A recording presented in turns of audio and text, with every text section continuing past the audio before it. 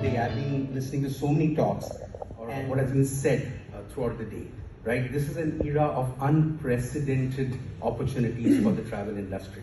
It is essentially where you have operation capabilities where the GenAI or AI impacts and personalized service delivery, right? So no need for me to dwell too much on this. You all understand because that was the most often used word the whole day. But one thing which was not discussed enough, I believe, was the cost of AI, right? There is a cost to this GenAI that we are all talking about. And the cost is both in terms of monetary cost and in terms of ecological cost, because there's a lot of chatter going around the world as to all these data centers are eating up and killing the planet and so on and so forth. The good news is that AI is getting cheaper, AI is getting better, and eventually I believe that it will be universally accessible by everyone. Okay? That chart shows it's good news for startups like us, where the token cost is reducing significantly over the years, right?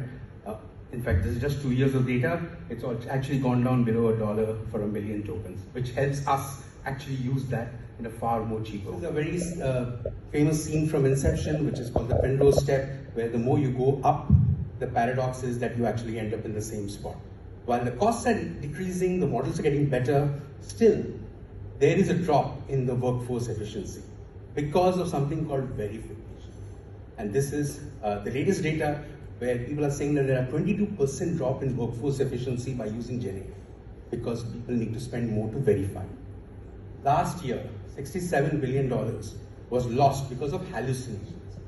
Now, hallucinations is a big issue, especially for us, who are using, and there are so many of these platforms who are using GenAI for generating itineraries, who are generating, content for consumers. The hallucinations are essentially where GenAI takes over and starts predicting what you want, what you want to see without actually factual backing. So that's a loss. So how do we get over this? Because these are two very, very critical issues that the industry is facing. Over and above all this is something what we call the algorithmic bias. Okay? Algorithmic bias in the output is inherently there. Why?